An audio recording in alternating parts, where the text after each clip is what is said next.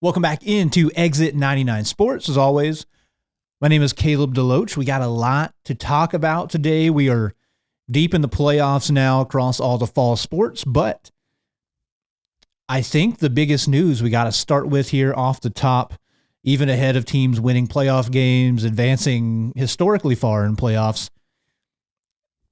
the big news in my bubble here in Cape County is actually Notre Dame. They announced they are going to be getting football in 2027. They're going to start out with JV football in 2027 and then varsity in 2028, also getting a marching band that year. So cool opportunity for those kids as well. So, I mean, that is crazy news. We're adding another football team, a fourth football team in Cape County. I mean, we went, I don't know the actual number, we went 100 and something years with two schools or two football teams in Cape County, and now in what's going to be a 3-4 year span, we will have four teams. So, I mean, just lead off with that off the top. Crazy news, big news, wild news. I mean, it's something that obviously had been talked about for a very long time. Notre Dame getting football, yada, yada. However, with Saxony getting football a couple years ago, it felt like it was going to be something that was in the works, right? Look, I'm not going to act like I am an insider, know a lot, or I'm super plugged in any way in particular, but writing was on the wall, right? Notre Dame had spent whatever it is, 50, 60, 70 years as the only show in town, the biggest show in town, at least as a private school goes, and then boom, Saxony gets football. Got to see that interest keep growing over there, maybe starting to overshadow the Bulldogs a little bit. And, you know, a lot of kids moving over there that want that opportunity to play football. It's kind of been something that maybe isn't super, out there talked about a lot of times. But, hey, I mean, there's a lot of kids that go to private school that might have gone to Notre Dame that wanted to play football. If they want to play football, you either decide to not and stay at Notre Dame, or if those kids do decide to play football, you got to go whatever. It was just Jackson or Cape. Then Saxony option opened up, and, at the end of the day, it is a business. So you got to keep, the doors were never going to shut. The lights were never going to get turned off at Notre Dame, but they definitely didn't want to start hemorrhaging kids in any type of way. And so it's super exciting, really fun. So, and I mean, in a couple of seasons, I will have a fourth team to cover. Really, really neat, really, really fun. Yeah, I don't know. I don't know what to expect. It's going to be a lot of fun. It's going to be neat. Have a lot of new faces, a lot of new names to learn coming up. So it'd be cool. I mean, some kids are going to be, there'll be the kids that are currently, sophomores, freshmen will be able to be on that varsity team there in 2028. So that'd be really, really cool. I guess kids that are freshmen now will be able to do that. So that'd be really neat. It'd be a really cool opportunity. And yeah, I'm excited. I'm excited to see kind of what level they land at class wise, and see where they fit in the area, how it affects other teams. I mean, just being honest, they are a private school, so they draw from the entire region. They're Notre Dame Regional High School. So kind of see what kids they draw from there is going to be interesting. See if it pulls kids from any other direction. I don't know. It's going to be neat. It'll be a fun thing to monitor.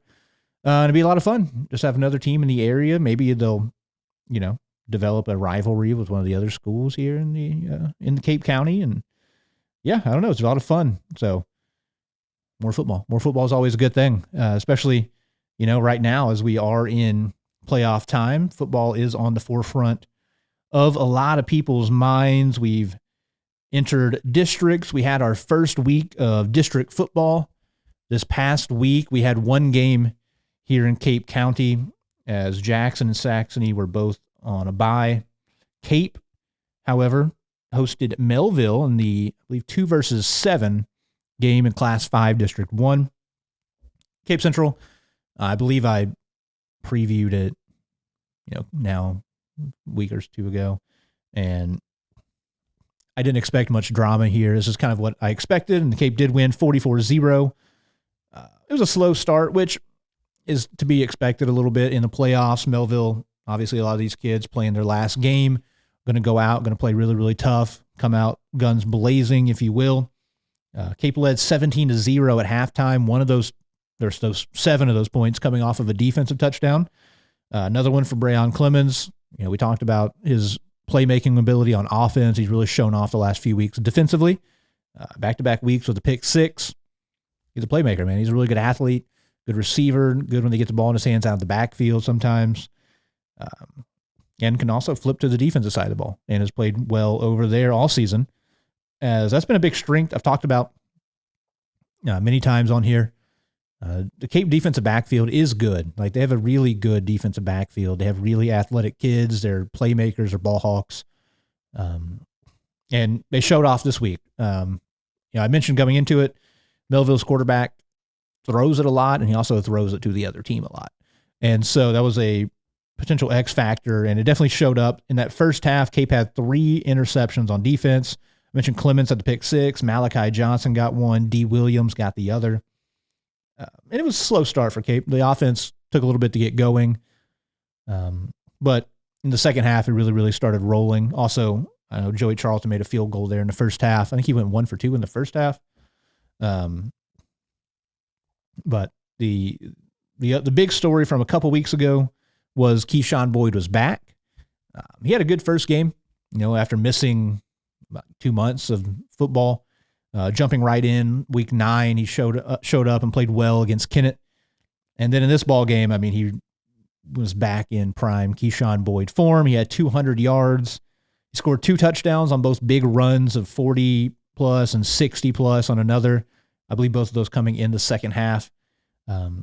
Torrance Murray goes back to that role that he's kind of expected to at the beginning of the year. The complimentary back to Keyshawn. He had put up another good game. He had like 70 yards, 2 touchdowns as well. And they've got that offense there rolling now with Boyd in there. And hey, we'll look ahead at the future here in a little bit. But I remain optimistic going into what we got, the next round of playoffs and potentially district championship type games. So I'm really optimistic, really excited to kind of see where they go. So we'll go chronologically here. There's definitely a big story I want to talk about also on the court, which we'll start with volleyball there to get to the big story, in my opinion. Well, go, like I said, chronologically, we'll start in the district semifinals. Jackson defeated Seckman 3-0. They swept them to get to the Class 5 District 1 championship game. And then also Saxony swept Fredericktown convincingly at like 25-17, 25-6, 25-21, sweeping Fredericktown 2-3 matchup. I didn't really know how that would go going into it. With hindsight on my side now, I know where Saxony's at, but I didn't really know how even that matchup would go. I thought Saxony was the favorite there, and they definitely took care of business. In the Class 5 District 1 championship game, this is now Tuesday, we had 3 championship games. Class 5 District 1 was the upset. It was the first half, first part of the news here. That's the unfortunate one that I have to give is Corhezu beat Jackson 3-1. It was an upset technically, but at the same time, they were playing at Corhezu's home court, which is really, really tough in a district championship game setting. Jackson beat Corhezu at Corhezu again last year also in the championship game. So, revenge was on their mind. Jackson also beat Corhezu at Jackson 3-1 earlier in the season. So, these girls came out and they just took it to Jackson. It was a very competitive game the entire time. Corhezu won the first 2 sets, 25-23 and then 25-20. Jackson bounced back and won 25-22 in set 3. Then Corhezu closed them out 25-17 in set 4. Unfortunately, bringing a really, really good year to an end for the Indians. They finished the year 36-3. They dominated competition in Southeast Missouri. They played teams from all over the state, showed up and showed out really, really well. They played some really good teams and they beat a lot of them. But like I said, having to go on the road for a district championship game is always something that's very, very tough to do. And it stinks when you're the 1 seed and you got to be on the road playing a true road game. Like I said, Jackson, really good season. I mean, I was pulling up their schedule. They beat good teams from Tennessee, from Mississippi. They beat a really good St. Pius X team. They beat Nixa team that I believe is in the Final Four in Class 6. They, beat who beat it. Like I said, everybody in the area. They beat Correzu the first time they played. They split. They won one game against Incarnate Word. They lost the second time they matched up. So it was a good team. They had a really, really good year. It's just a tough way for them to go out. Unfortunately, they lose a good senior class. I mentioned 36-3. That's a school record for wins. It breaks a 6-year streak of them winning district championship games. And then, back to what I was saying, Ava Wessel, Lila Sands, Melena Haynes, Katarina Ellison, Jade Cowart, all girls that were big parts of the rotation, heading out the door. And then, that's the way high school volleyball works or high school sports work in general. Every year, kids are going to graduate, move on, but good senior class, gave a lot to the team, and, salute to them, and a great, great year, great last couple seasons for the Indians, winning, breaking school records back-to-back years for wins. So tough way for them to go out. They're in Class 5 District 1, and then echoing that same sentiment, Notre Dame gets beat Class 4 District 1 against West Plains. Unconventional matchup. Notre Dame was a 3 seed. West Plains was a 4 seed, but got to give it to West Plains. They made that long trip over to Cape Girardeau and took the tournament by storm. They swept Notre Dame. Pretty lopsided there early. It was 25-15, and then a little bit of a backbreaker there in set 2.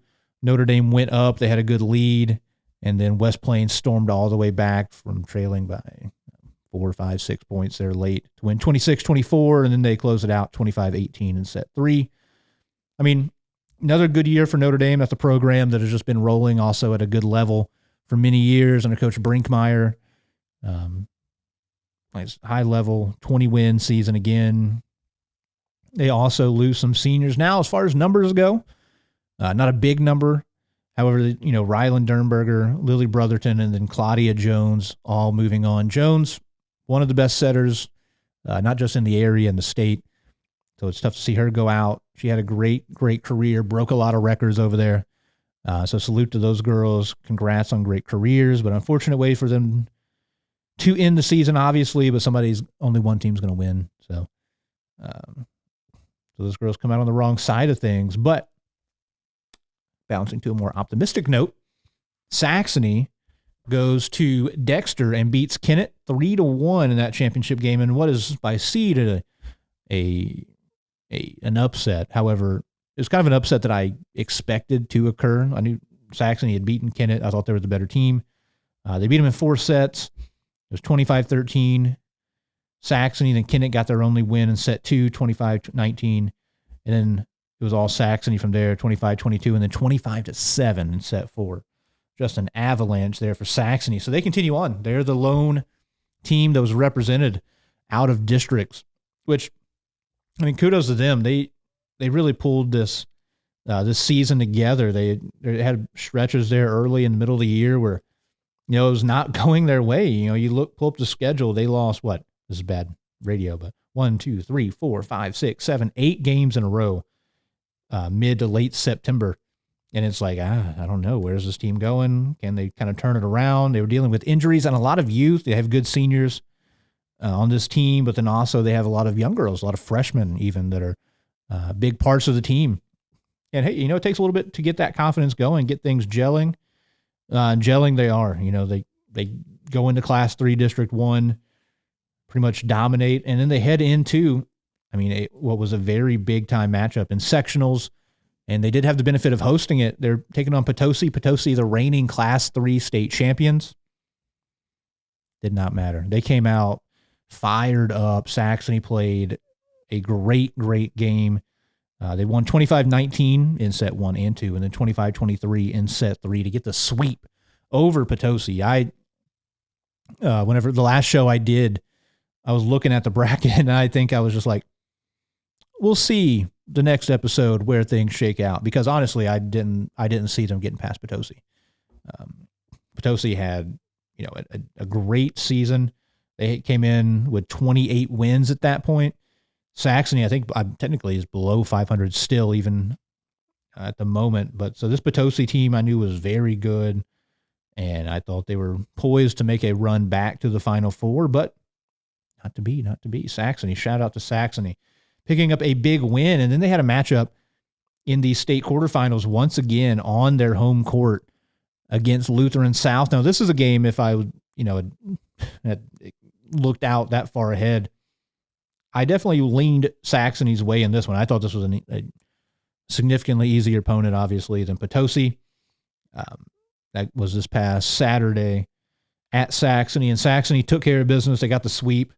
Once again, very convincingly, 25-17, 25-20, 25-14 to advance to, I believe, their first Final Four in school history in volleyball. Heck of a first year for Coach Ozark. Shout out to her, leading this team to a great close to the season and now into the Final Four. McDowell, been a great setter, especially in this big run. Korn led the team with 8 kills the other day. Tally Renshaw had 5, one of those seniors I talked about, kind of helping lead this young group of girls. And yeah, I mean, this is awesome to see. Not what I would have expected, honestly. Like I said, coming into the season, a lot of question marks, even through middle part of the season. A lot of things not going their way, but this group is really, really rounded in the form. And around the SEMO conference, they made a run to the championship game. They got beat by Jackson. I think they got swept by Jackson, but they were very competitive. That sounds like I'm, patronizing or whatever, but Jackson was the class of the area by far, regardless of how the season ended. Class 5 is a different animal, but the fact that they were that competitive against the Indians gave me a lot of hope for the future, and then they've really, really shown out. They're young, like I mentioned, but those young girls are great athletes. A lot of kids I expect to be some of the bigger, better names in volleyball in the next couple of years. So, yeah, I mean, Final Four, shout out to Saxony, man. That is so, so cool. So exciting. The only unfortunate part, which, there's not an unfortunate part, right? They're in the Final Four, and it's cool. It's super exciting. They take on Mount Vernon. Don't know a lot about Mount Vernon, but they are 25-7 with 2 ties. They're undefeated on their home court, but away they have, suffered. That's where they've suffered all 7 of those losses. Only common opponent looks to be West Plains. Both teams got swept by West Plains. But, like I said, you can kind of throw out what happened earlier in the year for Saxony. They're playing at another level really right now, but I kind of alluded to the bad part is that the Final Four, as long as I can remember, was at the Show Me Center. And how cool would that be if it was at the Show Me Center? Saxony's there, get the whole community in there. Unfortunately, that contract with SEMO ran out. Who got the bid to host the Final Four now? It is over in St. Joseph's, Missouri. So Saxony, you get to go to the Final Four. And all your fans, you are greeted with a drive 2 p.m. game on the 7th in St. Joseph's, Missouri. What is that? 6.5, 7 hours away. So north of Kansas City, a little bit of a drive, but I'm sure those girls are more than happy to make that drive as they, get to play in a Final Four. It's a big, big opportunity, and I'll be rooting for them. You can buy the games on Misha TV if you want to watch. Misha does a pretty good job. A good job in all the playoff games, Final Four type games, broadcasting those. They do get a bad name a lot of times, but I've been really, they've received high marks on all their hosting of state championship games and the broadcasting of them. So you'll be able to do that on Misha TV. I'll be tuned in and rooting for you girls from here. So very, very neat, very, very cool. So we'll move on, talk about the end of boys soccer in the regular season. Cape knocked off Saxony. We had a inter-county matchup there. 5-1. The Tigers got the win. Saxony also took on a good Lutheran South team, lost that one 5-0. And we had the big one to close out the year for the SEMO Conference regular season championship. Jackson and Notre Dame. The Indians the game got moved to Jackson, and Jackson ended up winning that one 2-0. Just a solid all-around win for the Indians. They go undefeated in SEMO Conference play, so very cool for them. They go in riding pretty high into the postseason. So we'll talk about the postseason here in just a little bit. Then we get to look at cross country. Cross country had district meets, and some of those district meets were actually here. Class 4 and 5 district ones were at the Osage Center. I'll go in reverse order. We'll start with Class 5 District 1. Story there is the Indians boys cross country team advances as a team to state. So they go to the state championships as a team. They came in fourth. Top 4 teams in each district advance to state as a team. And so those guys will be going on to state. They were led by Aiden Nibalski, as they have been all season long. He ran 1550. He came in fourth overall. And then 2 guys that have always been running right next to each other. I think every meet they finished bang, bang, a half second apart from each other. Nate Meisner came in 24th. Chase Wendell came in 25th. Kenyon Kelpie came in 32nd. Tower Ewan came in was 1739, number 62. So those guys will all be moving on to state. On their girls' side, the team will not be advancing, but Emma Niedbalski will be individually. I believe top 30 advanced to state. She came in 9th overall in the district at 1923. The next highest finisher for the Indians was a freshman, Hallie King. She got 35th place in 2024. So shout out to them. They will be moving on to the state meet, like I said. So that's very cool. I don't know what the conditions are going to be like. It's over at Gans Creek. Will be the state championships up in Columbia. So it's a really, really nice course. Check out those broadcasts as well. It'll be a good one, and it'll be a really, really tough meet. Moving down to Class 4, District 1, the Notre Dame boys unfortunately come up just a hair short. They come in 5th place as a team, so the team will not be advancing. However, they do bring several individuals to the state meet with them. Cape Central also in there. They finished a little bit behind Notre Dame as well. I will mention Cape Central first. They did get a girl qualifier for state, and that is Jamie Dawson-Ide. I got to give a lot of props to Jamie. Really, really good multi-sport athlete. She went to state, I believe, in track and field. Or she was a really good runner in track and field, good 400-meter runner. Now she's out here in cross country going to state. Also, I believe, an all-conference player in basketball, SEMO conference for the Tigers. So, I mean, just a really, really good all-around athlete. Shout out to Jamie. She came in 29th, 22:02. I believe that was a PR for her. So, huge for her. Great momentum and really, really cool experience going to the state meet. On the boys' side, they didn't have anybody qualify. They had a few guys get pretty close. They were led by Wesley McFerrin. He came in 35th and 18:15. Khalil Williams clocked in at 18:20. So those guys, good season. I'm excited to see where they go. Hopefully, keep improving, keep working, stay in the lab. Wesley McFerrin, obviously, really, really young kid. So excited to see where they end up. Hopefully, get a couple of kids into the state championships next season. But shout out to Jamie making her way up there. And then I mentioned on the boys' side, Notre Dame, they've got 4 guys going to the state meet. As expected, Aiden Morris, he gets second in the district in 1540. Jackson Jones there in 14th and 1643. Then also coming through Brendan Dial in 28th and Blake DeBrock in 30th. So shout out to those 4 guys. They will be, extending their season, going to the state meet. And, Jones has had a good year, but I really think Aiden Morris can make some noise. He's going to, have tough competition. Carson Drymeyer, those guys from Webster Groves as well. Festus as a team, going to have some dudes, but I'm optimistic. I think that, he can finish pretty high. I think he came, I don't have it in front of me. I want to say he came in 6th a season ago. I might be wrong. I know it was top 10, but I expect a repeat of that, maybe even higher, getting up there in the top 5 this year. And then in Notre Dame was in Class 3, District 1 on the girls' side. As a team, they come in 2nd place. Really, really good run for those girls as they have the top 2 finishers in the district. So like I said, as a team, they will be going through. And, at this point, if you've paid attention whatsoever, you can probably tell me who is at the top of the leaderboard for them. It was Martina Ressel in 1st place, Lily Coy in 2nd place, Amelia Peters in 12th, Victoria Avila Hanau in 14th, Annabelle Naughton in there at 35th, Brennan Grimes, 51st. Anna Turner, 52nd.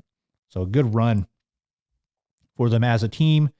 Wrestle with another huge time going sub 18 is very, very impressive. And I mean, Wrestle and Coy, I expect to be up on the podium, very, very near the top there in Class 3. I mean, I'm expecting Martina Wrestle to win Class 3 state championship, I think, this year. I haven't poked around too deeply, but I mean, she's been a beast. And I expect Lily Coy to push her and potentially be up there right behind her. Or, like the SEMO conference meet. Lily came in first. So I'm expecting big things out of those girls. They've been awesome all season long. They're the class of the SEMO conference. And I hope they continue that, over into state and come back with some hardware. Then also at Arcadia Valley was Saxony.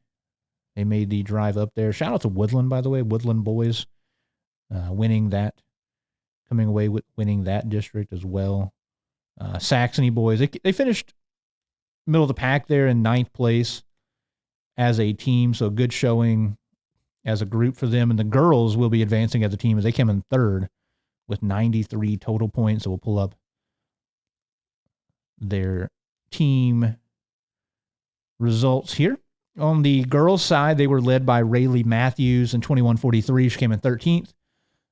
Eva Williamson, Adeline Brandhorst, Emmy Bankston, and Gretchen Wolf all finished top 30. Then Briley Meyer and Allie McKee coming up right behind them, closing out the team. Over on the boys' side, it will be Nicholas Chambliss. He is the lone representative going to state.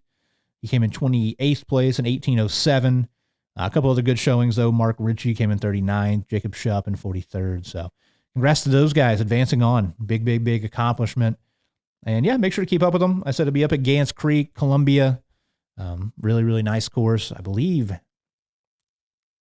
that's where they're hosting the national championship, I think, in college cross country, or maybe the SEC championship. At this point, I don't remember now. But, yeah, so big time stuff out of all those individuals there in cross country. So we can jump ahead now and look to what's all going on this week.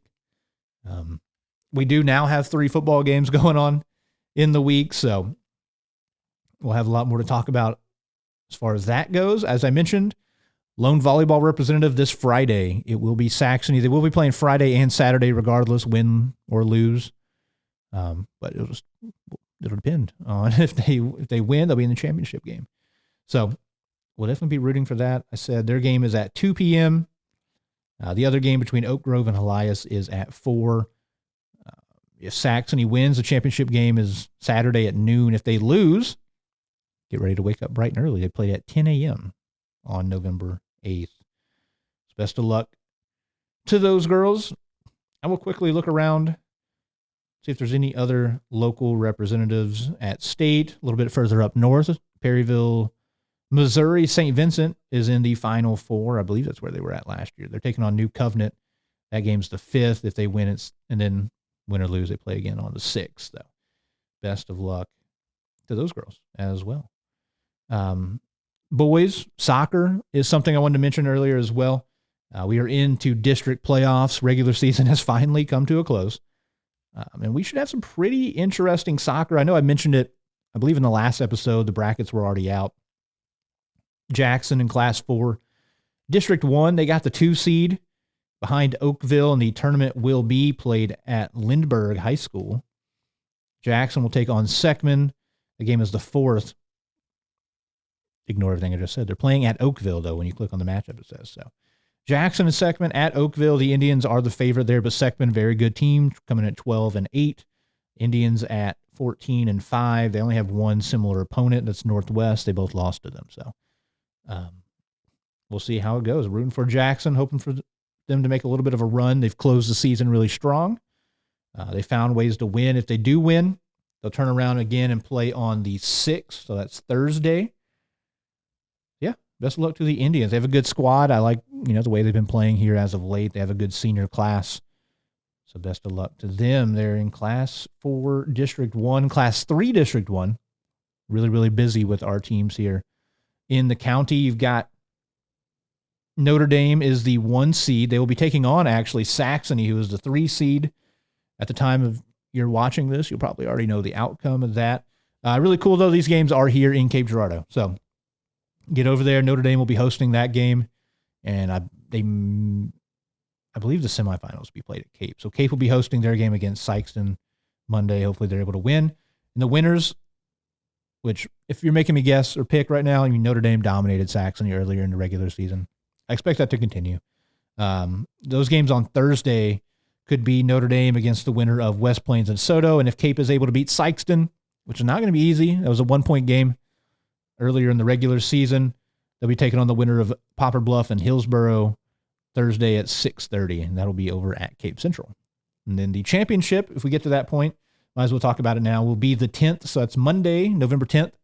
And the championship game is at 6 p.m. So a lot of local flavor there in Class 3 District 1. Let's take a peek over at Class 2 District 1. That's where you find Perryville, who, everybody around here has played. Really, really good team. They got a bye, so they'll be starting the semifinals. They'll be playing Fredericktown. I expect them to, probably win that district as well, as they are the favorite and the 1 seed and all that jazz. So best of luck to all those local teams again. Should we see potentially a rematch, hopefully, in the championship game between Notre Dame and Cape. It went Notre Dame's way the first time around. I believe that was a shutout, 2-0. So I'm sure Cape will be fired up. It'll be at their home field. So I will hopefully be making an appearance there. We'll see how schedules work out. But yeah, super excited, super fun. Postseason time, it's do or die. You lose, you're done. A lot of careers going to be ending here. So I expect everybody to come out, play really, really tough, and yeah, make for a very competitive district tournament. I just mentioned cross country. Looks like Class 3, 4, and 5, the championships will be Friday, November 7th, and then Saturday will be Classes 1 and 2, November 8th. So yeah, get up there. If you are a parent, family, friend, all that, really, really cool. Really nice course. If you've never been there, get up there to Gans Creek. It's super cool. I mean, it's a college cross-country venue, so it's the real deal. It's super nice. Yeah, go check it out. Very, very nice. Very, very fun place to run at. So we'll get into football now. We got a lot of big matchups. 3 games going on, and all 3 will be ones to watch. I'm not going to necessarily guarantee they're all going to be the most competitive. I will start with the Indians, Class 6, District 1. The Indians had a bye last week. They will be taking on Oakville. Oakville won 19-17 over Lindbergh in round 1. This game will be at Jackson, as Jackson is the 1 seed, so they'll be hosting as long as they're in there for districts. And, I can tell you about Oakville. Oakville's a good team. They had a really good year. They're 8-2. They averaged 29 points a game. They only give up 10 points a game. They have one of the best, statistically, defenses in the state of Missouri this year. Only 10 points per game allowed. The offense has been pretty solid. It's somewhat evenly split. They have 3 good running backs that all get a lot of carries.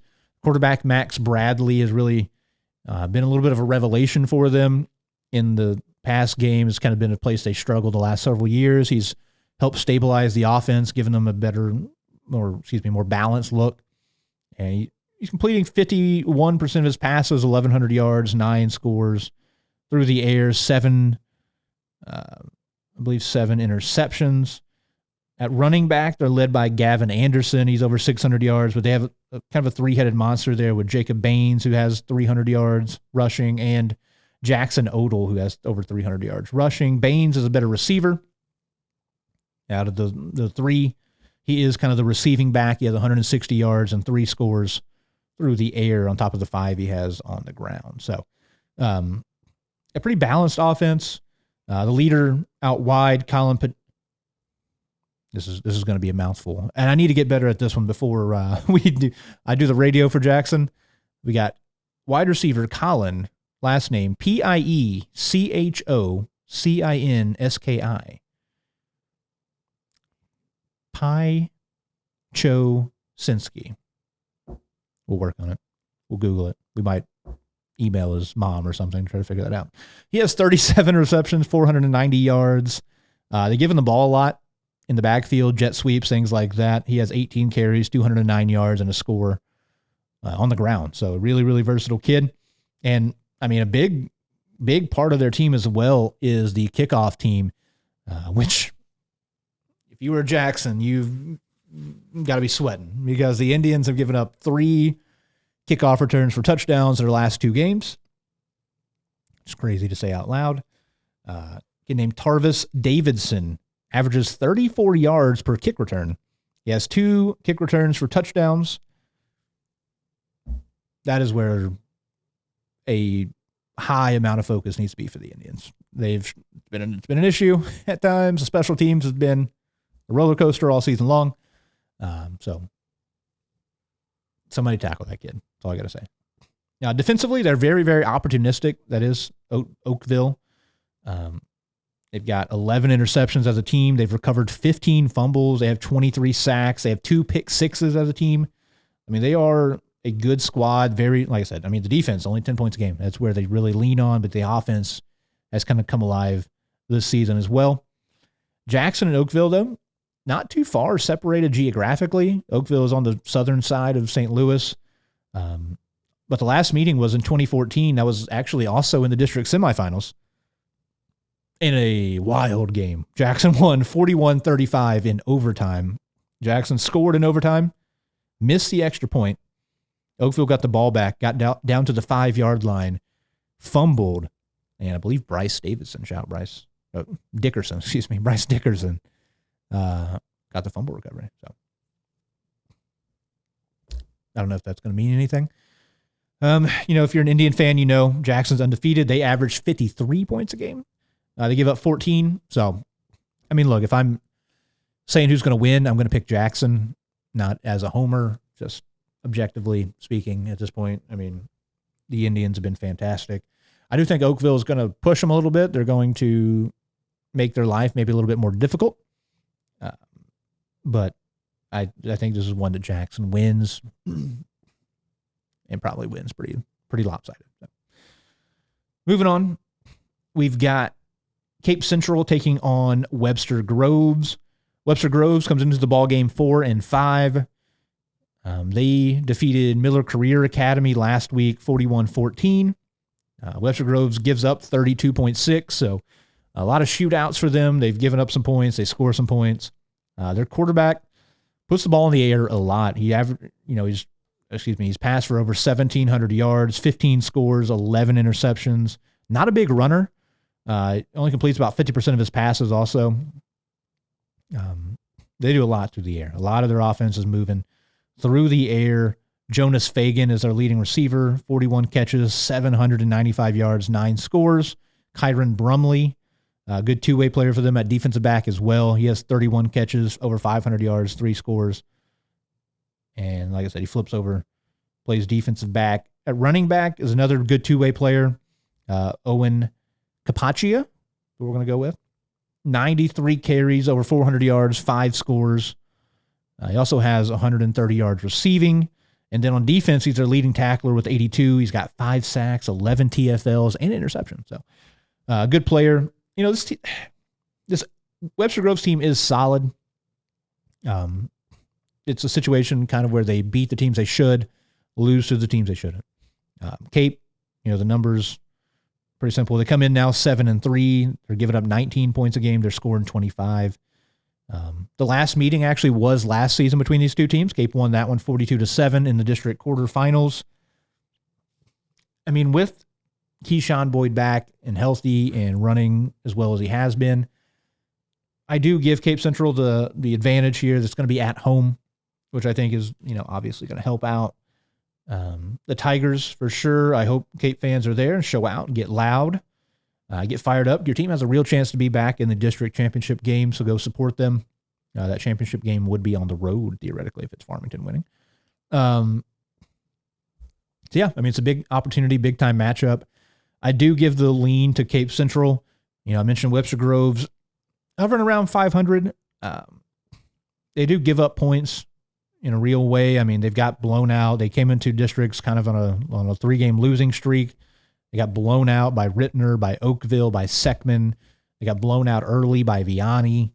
So I do think Cape is in that weight range of the Seckmans, Oakvilles, Viannis of the world. And so I don't know how lopsided the score will be. I think Webster Groves is going to be able to keep it a little bit closer. But, I mean, with the way they pass the ball and the way Cape's defensive backs have been playing, that's going to be a big potential X factor, is the turnovers through the air and then Cape's ground game. Can Cape control the ball, get first downs, keep moving it, get, break those explosive runs that Keyshawn Boyd has had last week and that Torrance Murray's had all season long?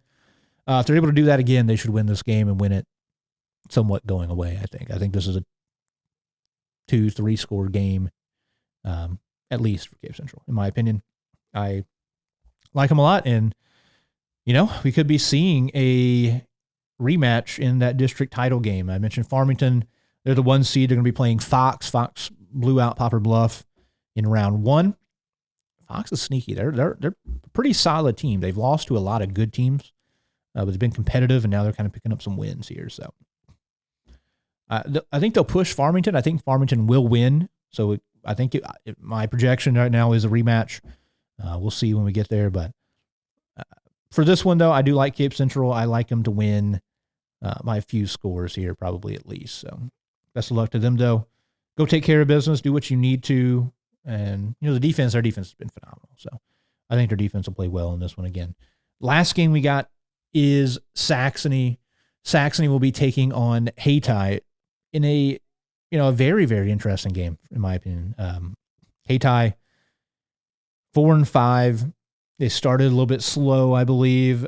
What I've heard is the injury bug kind of hit them early on in the season. They did come in as the 3 seed here in this district because them and Saxony had a bye. Up on the top half, Portageville blew out Malden in the 4-5 game. So you've got Charleston versus Portageville, which could go either way. Portageville's the 4 seed, but they already beat Charleston once this year.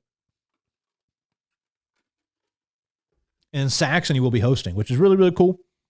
Just opportunity in general. First year as a varsity football team getting to host a district playoff game. Super, super neat. So once again, Saxony fans, get out there, show up, show out. Go be loud for your team because they got a real chance to make a district title game and potentially host if Portageville wins. So be on the lookout for that. As far as Hayti goes, they score 29 points a game. They give up 30. So, a lot of high-scoring football games for them. Saxony, pretty similar, numbers. They are 4-4. They're scoring 37. They're giving up 31. I kind of expect this to be a high-scoring ball game. I mentioned Hayti. You look at the scores, you just kind of got to figure out where you're at here. The one common denominator is Marquette Catholic. Hayti beat Marquette Catholic in week 8, 32-14. That's a team that beat Saxony, I believe, on the road, middle of the season, during the middle of that losing streak Saxony had. However, I expect this to be a high-scoring game. In their losses, Hayti has given up, losses? They gave up 52 to Scott City. They gave up 59 to Father Tolton, 42 to St. Vincent, 49 to Caruthersville. So the wins, they've been giving up points, 2, 3, 4 scores as well.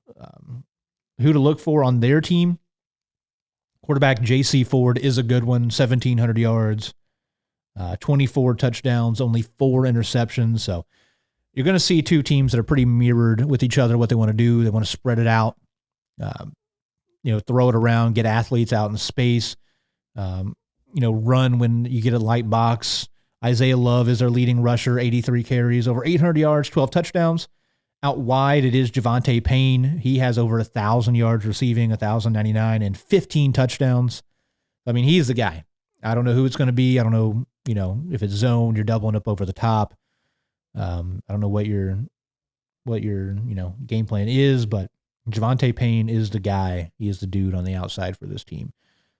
Ford, pretty good athlete, but like I said, he has put it in the air 118 times to the tune of 1,735 yards. So he can sling it. And then defensively, Thomas Hightower is their leader in tackles and sacks. So he's a guy that kind of makes plays. Look, I don't know how this game's going to go. This is a coin flip game, in my opinion. It's at Saxony. I think that definitely will play in. That's a long drive for Hayti up to, Fruitland out there. So I'll go with the hometown team. I'm willing to go down with the ship if need be. Been a great year one. I'll give Saxony the win. We'll go 35-27. We'll go there. I think it's going to be a high scoring game. It could be up in the 40s, could be in the 50s. I do think if Saxony is able to hold them under 35, that they can win. As long as they're able to move the ball. Saxony has had some trouble against really, really athletic teams. This Hayti team will have good athletes on the perimeter. So we'll see if they're able to slow down that passing offense by Ford. That's what I'm rooting for. I don't know if it's going to happen or not. This Hayti team has been improving quite a bit as the season goes on, but so is Saxony. Saxony's playing some of their best football right now. So I think it's a pretty even game. I think it's going to be high scoring. It could be in the 30s, could be in the 40s. Somebody could score 50. Wouldn't shock me. So I think that's where I'm going to leave it out. I'm going to give Saxony the win, like I said, kind of as a homer pick, I guess, since that's the team I cover. But if you told me Hayti won, I wouldn't be surprised. This is kind of a 50-50 coin flip game, in my opinion. So that's kind of where I'll leave it. We're running out of sports to talk about at this point. We've got playoffs for everybody now. Everybody's into the postseason. We're in districts. We're in the Final Four for volleyball. The only other sport I did want to check out is swimming. And yeah, the SEMO conference meet, by the time you watch this, will probably already have happened. That is Tuesday in swimming, 11-4. The SEMO conference meet will be in Cape. So best of luck to all of our local squads over there. And then Class 2. So I have some questions here about how districts and state work. On the Misha website, looking at Jackson's schedule, they have the district swim meet on Saturday the 8th, and then state on the 14th and 15th, so the following weekend. So I believe that is how it's going to go for everybody. I'll look at Cape Central. It says that is on the 7th, districts. Districts is on the 7th for Cape Central, and then state is the 13th and 14th. So at the end of this week, we'll have districts then in Class 1 and Class 2 in swimming, and then state meet will be the following weekend there in Class 1 and Class 2. So best of luck to all those guys swimming as well, as we are. I mean, I've been saying for a while, hey, we're getting close to the end. We're getting close to the end. I mean, now at this point, a majority of our teams are done playing. Majority of our individual athletes are done performing and competing as well. We're almost there. We're almost at the very end here now. We're about to get into winter sports. I've just finished an interview. If I sound like I'm been talking for 2 hours, it's because I have been. I just finished an interview with another basketball coach, so I'll start getting some of those out as we close down shop on the fall sports. Maybe should have maybe a little bit of time in between, or right about time basketball starts getting kicked off. I'll keep talking to them. If you guys have any suggestions, hit me up, or if anybody does want to talk to me, reach out, hit me up, and say, hey, let's talk about basketball. I'm always down. Basketball practice starts, by the time you've already seen this, starts Monday, November 3rd. So we're there. We're there for basketball. We're there for winter sports. The winter sports calendar, a little bit slimmer than fall. You've got basketball, you've got wrestling, you've got girls swimming and diving. So not as much going on. Going to be a little bit slower. But basketball is very, very plentiful. We'll get my eyes on some more wrestling this season. Something I want to be a little bit more plugged into for sure is wrestling, a sport I want to know a little bit more about, and maybe hear from some people over on the wrestling side of things as well. So I'm excited for winter sports to start. Like I said, the basketball practices are getting kicked off. Once again, I'll start talking about it the next podcast we do. I'm going to talk about SEMO men's basketball a little bit more. I haven't talked about football a lot. I apologize. But I plan on, going to a few games here for SEMO men's basketball this season. They've got a lot of local kids on the team, so I want to check them out. Jay Reynolds from Cape, PJ Farmer and Trey Sadler from Saxony are both on the squad. Their first game is, once again, November 3rd at SLU, so that'll be a really, really cool one. We got a few weeks, I believe the 14th, maybe the 17th. I'll pull up. Took a screenshot of it, I believe. Webster's coming to town. That'll be a home game. I plan on that's Wednesday, November 12th. Former Indian Caden Winborn's on that team, so I'm planning on being in attendance there as well. So hoping to make it out to some SEMO basketball games, men and women. I'm optimistic Coach Palmer going to get things kind of going in the right direction, start picking up some W's. And Coach Korn feels like he's got a really, really good squad and a lot of guys coming back.